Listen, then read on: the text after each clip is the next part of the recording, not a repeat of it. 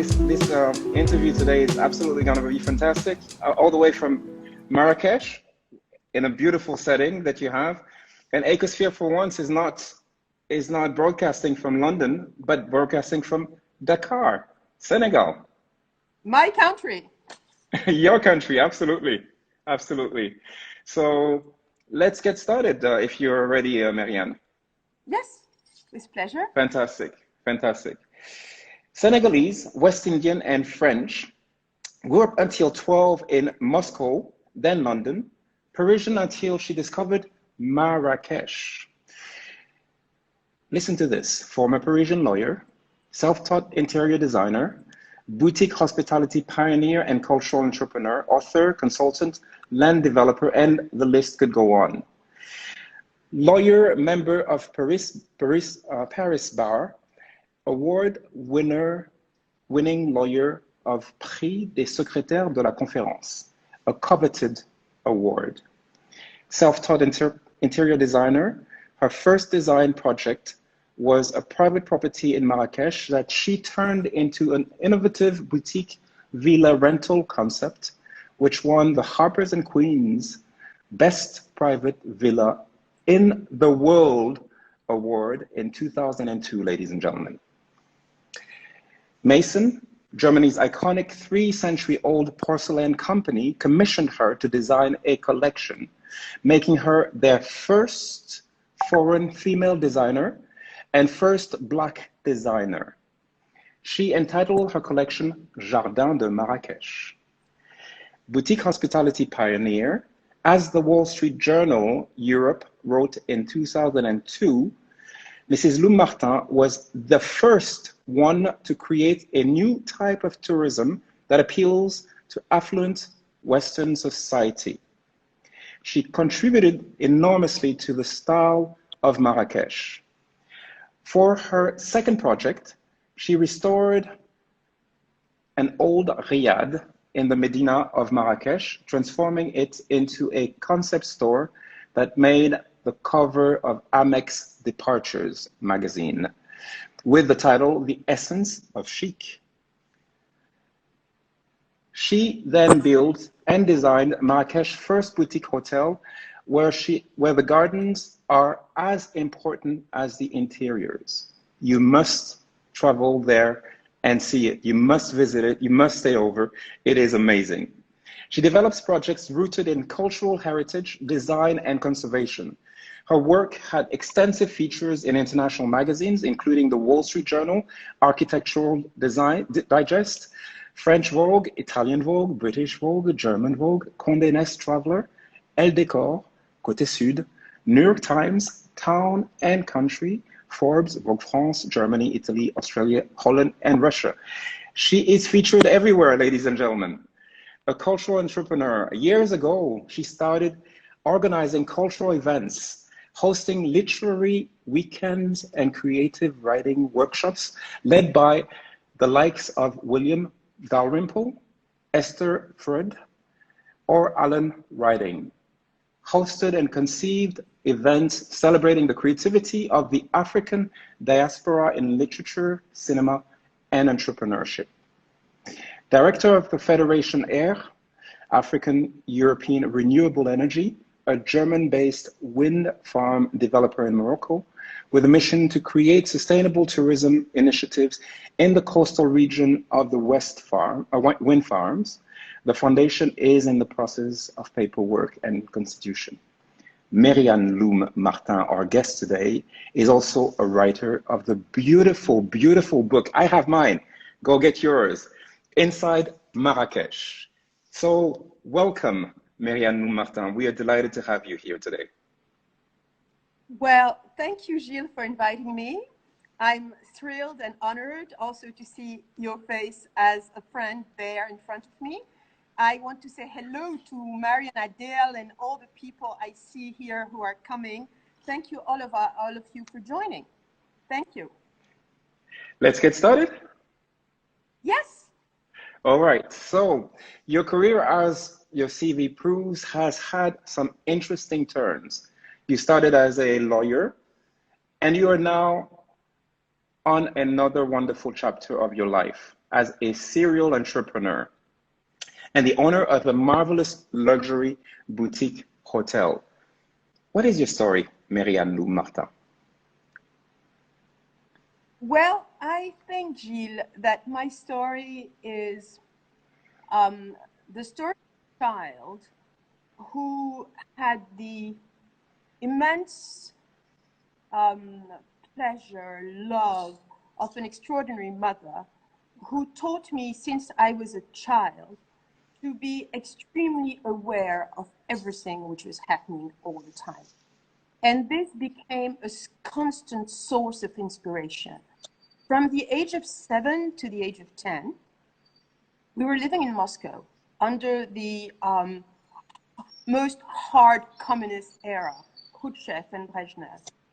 And my mother, I'm the oldest of three, and my mother never thought that I should have a bubble like kids, and especially diplomat kids. So, because she was a lawyer, she had married a lawyer, and because of the African independence, my father was a diplomat for 10 years, and then he went back to being a lawyer.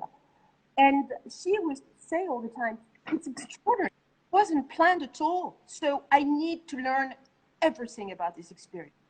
And every morning she would tell me, open your eyes, open your ears, and remember everything.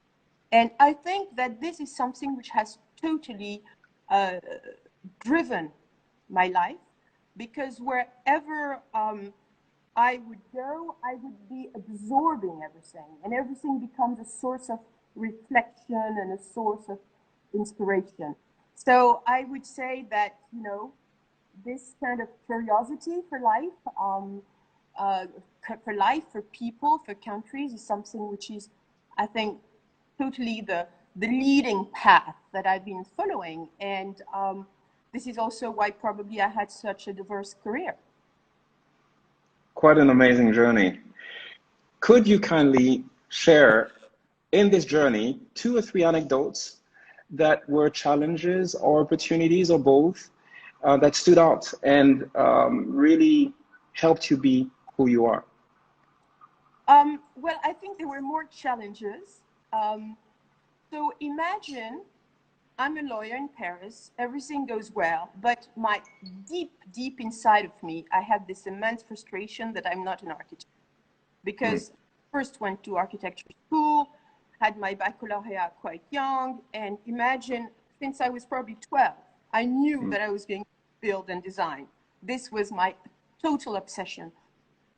And I was also very attracted because, you know, I never lived in Africa. Imagine, my father was the ambassador of Senegal, and people would ask me, how is your country? And I would say, I've never been there. You know, it looked really, so I had this kind of total attraction for Africa, which I didn't really know. And at the same time, I was passionate about architecture and cultural heritage. And from the age of 12, I was reading everything which was possible on Timbuktu, on Malian architecture, on Earth architecture. This was really my passion.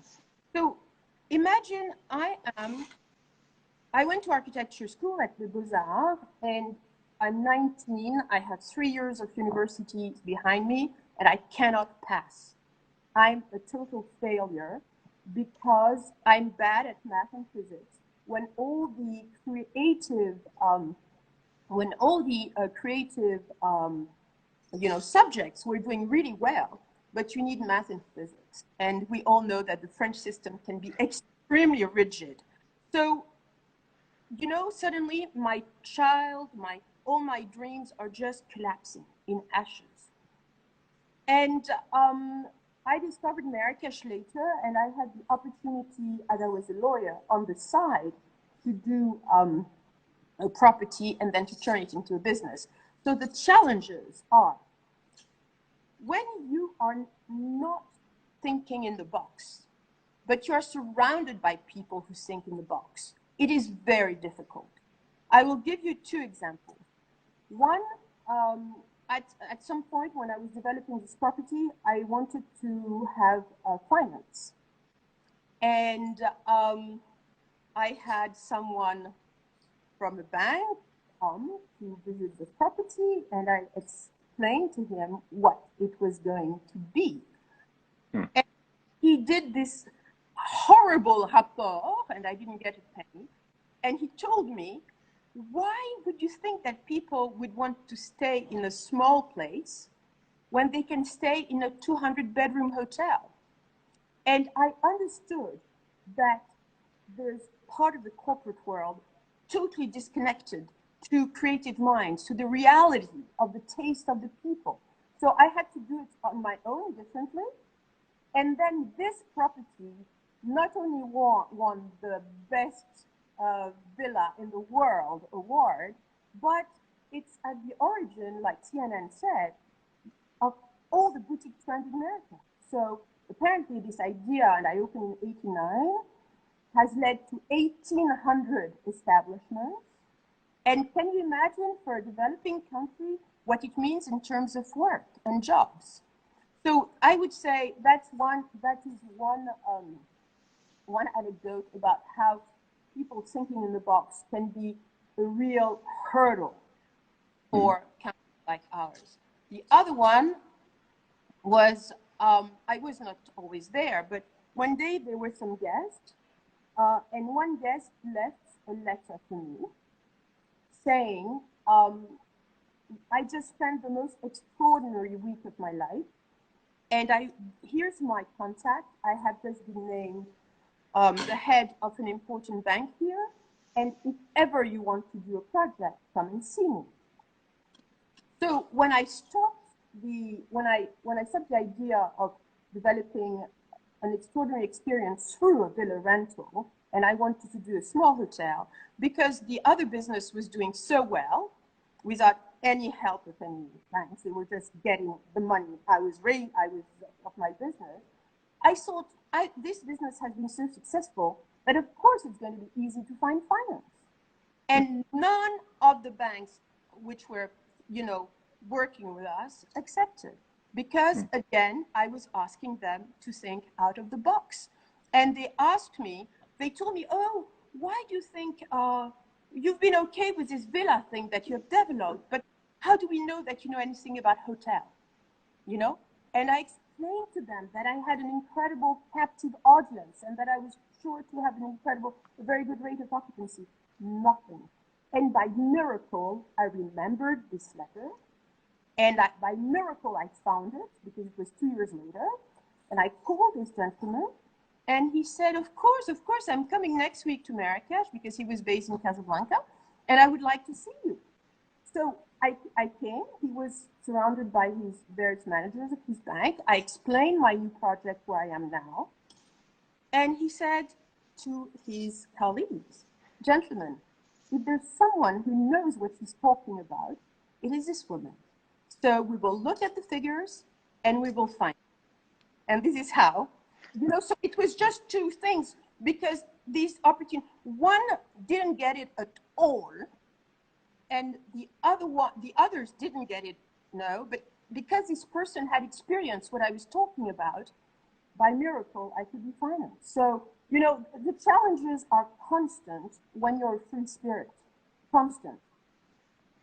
Two things that you said that really hit a chord with me. The one is moving from a very, very small number of hotels to many.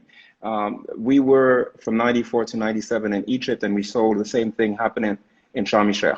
They went from 50 to 150 in 3-4 years. It's amazing. And the other one is financing.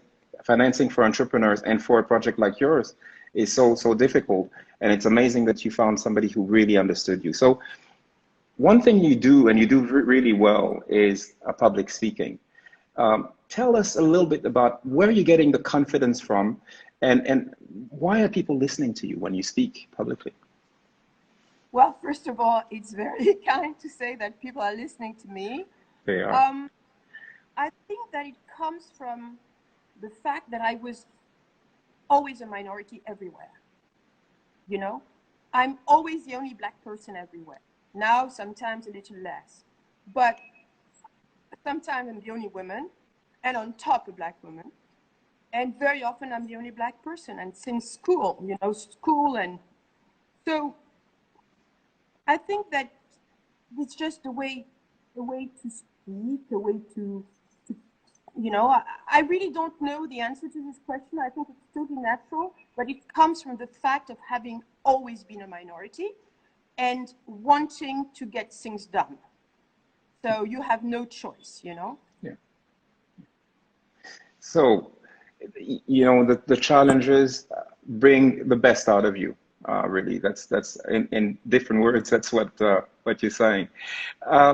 During our conversation, you mentioned that you host events celebrating young Moroccan designers and the creatives of the African diaspora through literature, cinema, and entrepreneurship. Would you like to tell us a little bit more about that experience, please?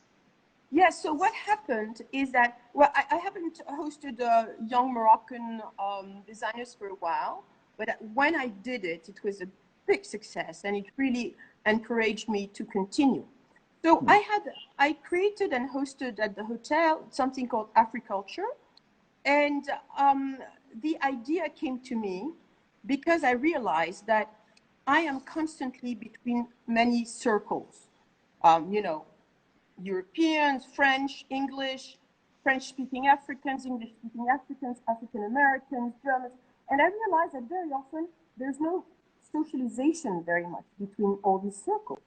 And one day, as you said, I published a book, and I was in New York to see my publisher, Zoli. Yeah. And what struck me was that the diversity, the corporate diversity was on the move. And the social diversity seemed quite stalled. In the same restaurant in Manhattan, at lunch, you would have some diverse tables because, you know, we had there's people like us working in banks, working in law firms, and they might have lunch with colleagues or clients. But the same restaurant at night, there's not the same diversity. You have white tables, you have black tables. And it struck me at the fact that people still don't, there's no desegregation in socialization. And I realized that since all my life, my house has been a total melting pot. What I wanted to do was to create this experience in Marrakesh around the celebration of something that we would own the narrative of, which was the creativity of our diaspora. So that's how it was, that's how I had this idea. And it was, of course, around literature and cinema and entrepreneurship. And this is how it happened. And we only had one event for the brainstorming and a second event to start it. And then COVID hit. But there's so much in the pipeline for the future events that I'm very excited when, you know, life will come back to normal. So we'll get to the future events because, you know, they're very exciting, as you said. I want to acknowledge the public. They are interacting a lot, making lots of comments. They're loving what you're saying. Oh, good. Yes, and this will be very interesting to them. You published recently a wonderful coffee table book, Inside Marrakesh, showcasing Marrakesh as a destination of choice with its architectural treasures and fabulous interiors. Why this book, Meryanne? You're not busy enough? This book is about paying tribute to the extraordinary country I'm living in and to the extraordinary city which has become mine in a way, which has adopted me. So Marrakesh is at the crossroad of many cultures, and it is probably one of the very rare places in the world where you can, you know, insert your own cultural heritage into a American-style version, and that the final product is totally close to you and also close to Morocco. So I know that you have the book. You can see that all the houses are very different. They all belong to foreigners because the concept was to pay tribute to this extraordinary style that we can embody, even if it's not our culture. So this was the idea behind the book. Excellent, and it is. Sorry, I have to say that, you know, I know nothing about publishing, but apparently my publisher Rizzoli is totally thrilled that after 7 weeks and 10,000 copies, they had to go to reprint. So it's supposed to This be is a big success. this is pretty amazing. 7 weeks and reprinting already. And 10,000 is not a small number. I am one of them, and I'm very proud of it. Ladies and gentlemen, go buy this book. It's beautifully written. I haven't read it all, but I've written a few pages. Beautifully written, and the images are just to die for. So I want to read just one comment of a lady here. She says, love to hear that being a minority has been a lever for excellence. I must agree with her. What did you say? It has been what? A lever, so a levier, a lever for excellence. I must agree with her. That's what comes through. What was I supposed to do? To go and hide in the corner? No. I was the head of all the class, the head of school, the head of everything as I was growing up. Yeah, and it makes a difference in life, and you keep it with you. So kudos to you. It is soon 2021, and this is a good leading into to this question. It's soon 2021, and yet women in business are still facing major challenges. As a business leader in your sectors, a member of multiple different boards and a philanthropist for young creatives, what is your secret? How did you manage to become such an impactful leader? Well, first of all, thank you for saying that I'm a leader, because I never see myself as a leader. I see myself as a free spirit, someone who thinks differently. I think differently because I have in myself all these identities, cultural identities, all these origins, and also all these interests, because I could have stayed a lawyer, everything was going well. And I'm doing something totally different. So I think that you asked me what is my secret. I don't know. I think that it's really about understanding. Probably I don't see hurdles where they are, because when I left the bar after having had this prestigious award, people saw I was out of my mind. You know, I was going to a country, I didn't speak the language, I didn't know the country, I was a woman. There's nothing more misogynist than the construction trade, you know? And I said, so what? You know, well, yeah, okay. So I think that there's no secret. I think that you have to just believe in what you're doing, and believe that if this idea came to you in a reasonable way and is based on real facts that you have. I think yeah, the secret is in what I do is that I can identify niche markets, which with a very strong intuition, and also knowing listening to people. I think this is the thing. I listen to people and I can understand what is their expectations, which are not yet satisfied, and I try to create the product for that. So I think this is it. And about the board, yes, I was on the Biennale of Marrakesh Biennale, founded by Vanessa Branson. I was on the board there, and I'm also involved in conservation foundation here in Morocco. I guess it's also because, you know, people need to have people who think out of the box, who bring an outside eye to a general meeting. I guess that's all. Very, very interesting. So we're going to go a little over time, but you know, people are here and interacting. I want to read a comment from someone who just looked at the ad. She is a former participant in our interviews, Karen Williams. She says, amazing, a cross-disciplinary, global intellectual and intercultural creative with exquisite taste and style. Much respect and admiration, Madame. And this just to summarize some of the other comments here. You're welcome. You're quite welcome. You deserve it. We have listeners. Karen is in the States. We have listeners from around the world: America, Europe, Africa, and Asia.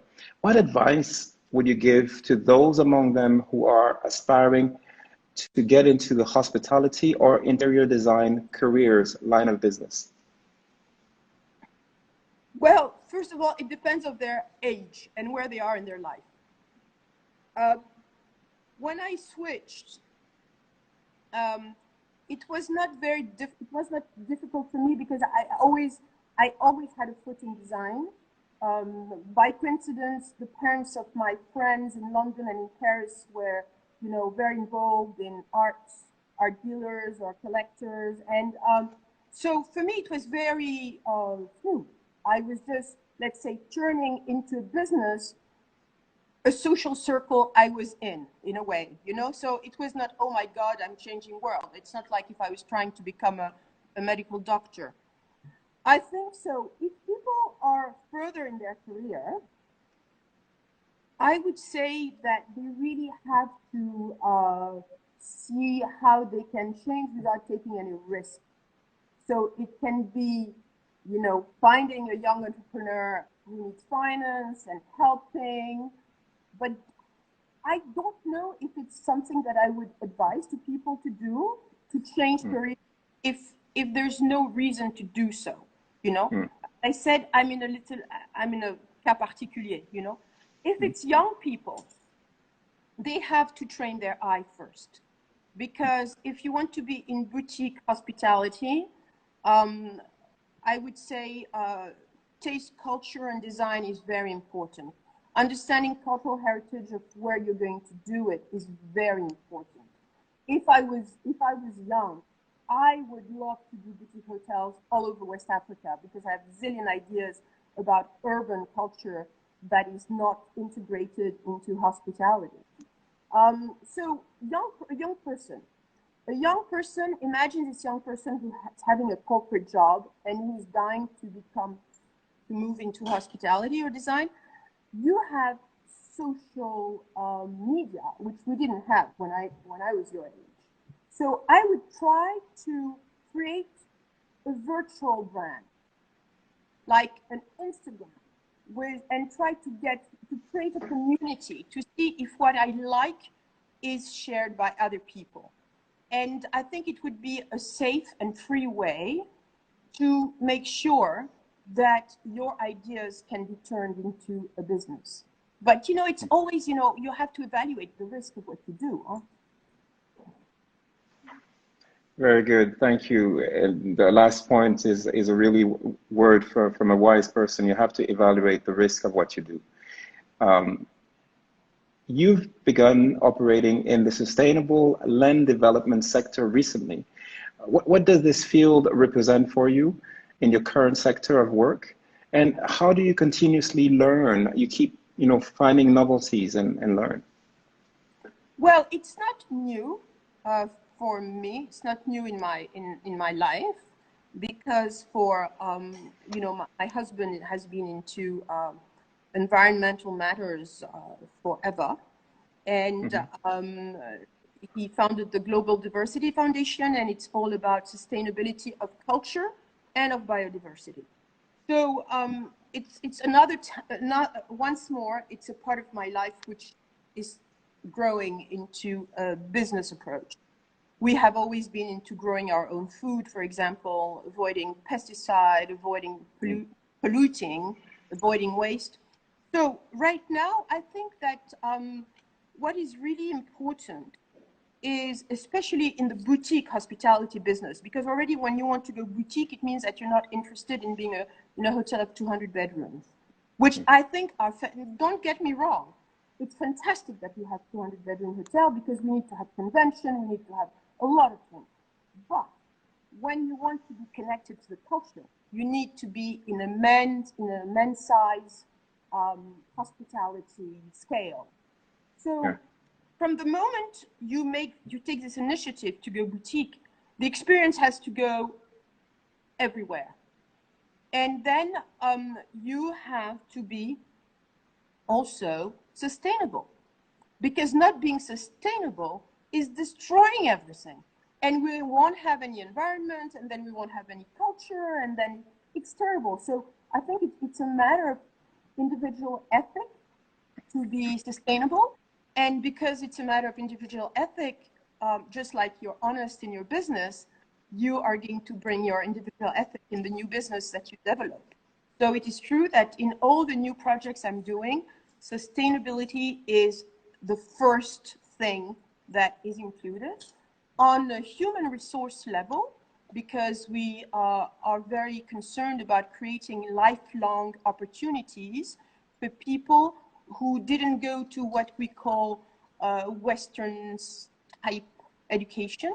So I'm talking about farmers, I'm talking about craftsmen, and seeing how they can be integrated into a 5-star luxury experience, because what they bring to the project, my next project is on a farming estate, and it is all about living in the, on accord, in agreement with nature.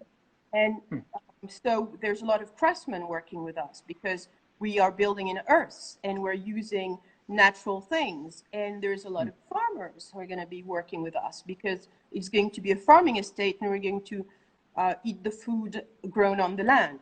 So it becomes, I think it's a matter of, I would say, ethic to be, I'm African, and I think that we are all part of groups who had the immense opportunity to go to school, to go to good schools, to have choices in life.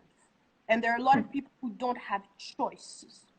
And our duty to bring a great opportunity to people who didn't have choices. Absolutely, absolutely. I want to read, before I go to my last 3 questions, I want to read just a couple of comments. You are amazing. Thank you, thank you, thank you is another comment.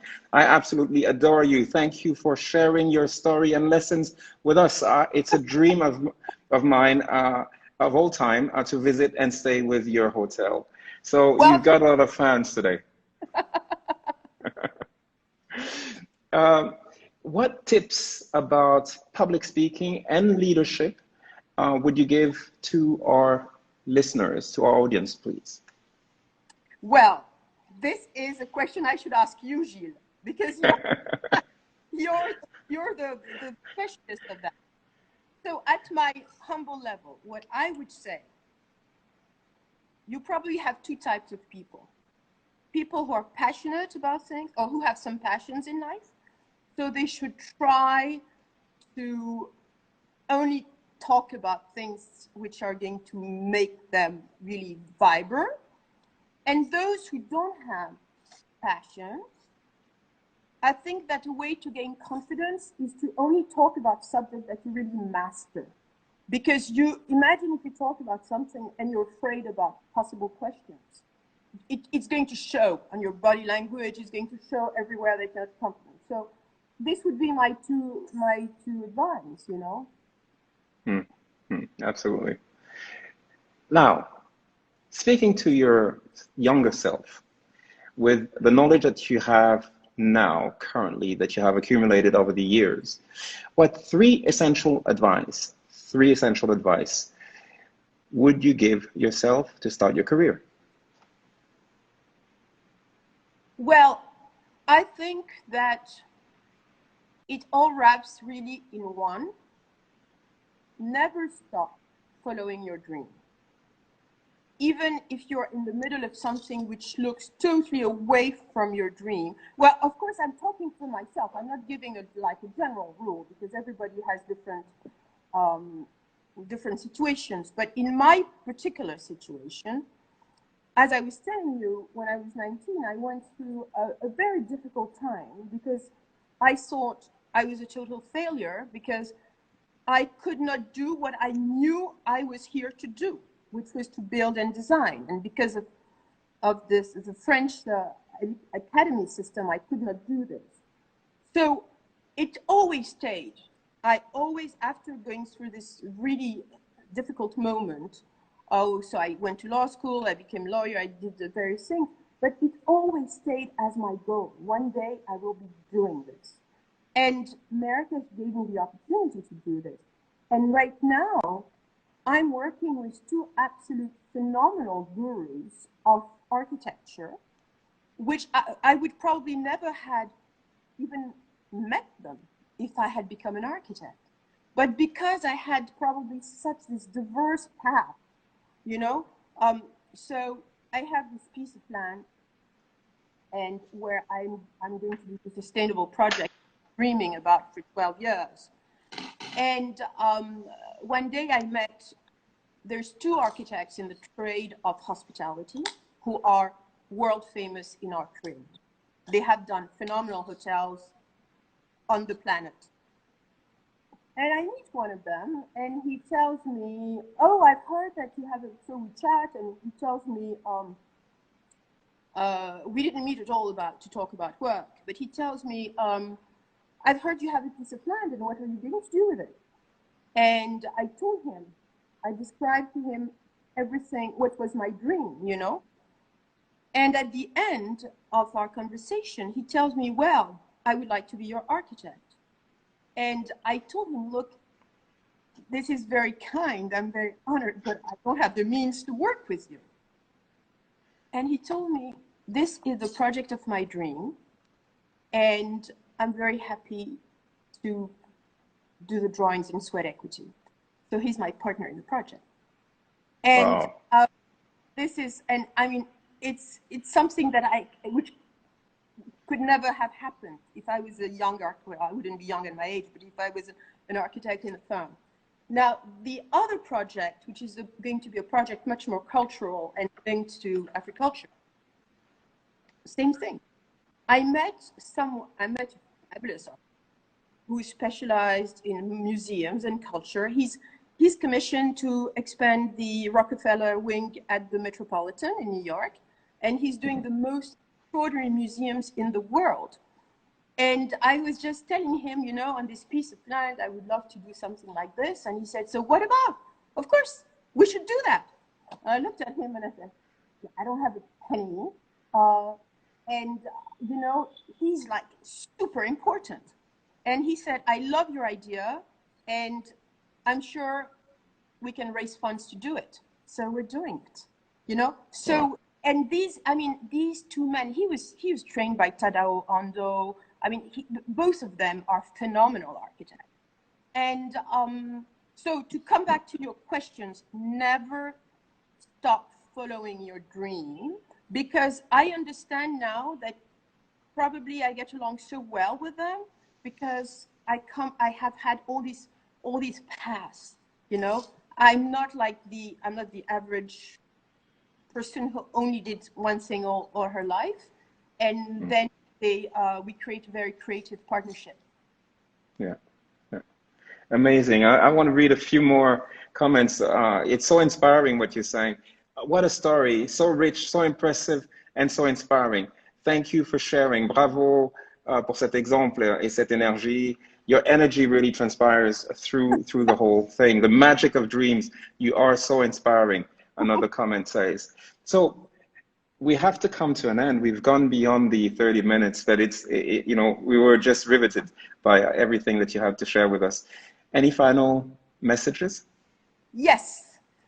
As a final message, I will say that when I had the first Africulture, which is this celebration of our diaspora, when we had the first brainstorming, there was an author called Taye Sela, who was part of a group of organizers, and she started by saying, "Everyone says that Africa is the most rich continent, but it is not about gold, it's not about diamonds, it's not about oil. Our wealth is..." And because of this, I would like to say to all the people who are connected to finance, we have extraordinary people in Africa, incredibly creative people. They may sometimes not know how to read and write, but here they have a cultural heritage which is a gold mine. And I think it's about time for all the people who have the means, who are in finance, and whose support is really needed, to stop thinking in the box. Thank you, thank you, thank you. So stop thinking in the box. You'll find solutions, basically, is what you're saying. Thank you so much, Meryanne. Before we part and before I say my final goodbyes, I just want to say that next week again, the penultimate event before we have a Christmas break. So we have 2 more speakers. Next week, we will have somebody who is exceptional in his field and is creating something new that, you'll have to be here next week to find out. But he's been in telecoms for a number of years at a very senior executive position. It's Mr. Nicolas Gomez that we will welcome here. But today was just awesome. I expected it to be nothing less than that. We've had lots and lots of people visit the Instagram Live, interchange, and sorry if I haven't read your comments. Beau parcours, alliant l'esthétique, la diversité, le respect, l'environnement et la persévérance is another comment. Awesome. Thank you, Meryanne. Preach. People are asking you to preach. So it's been wonderful to have you in your beautiful setting. And you're always impeccably dressed, and it's a pleasure. Real pleasure to be a friend of yours. Take good care of yourself, and thank you. And of the 4 of you. Thank you so much. Thank you. See you soon. Goodbye, everybody. Until next week. Bye-bye. Bye-bye. Bye-bye. Bye.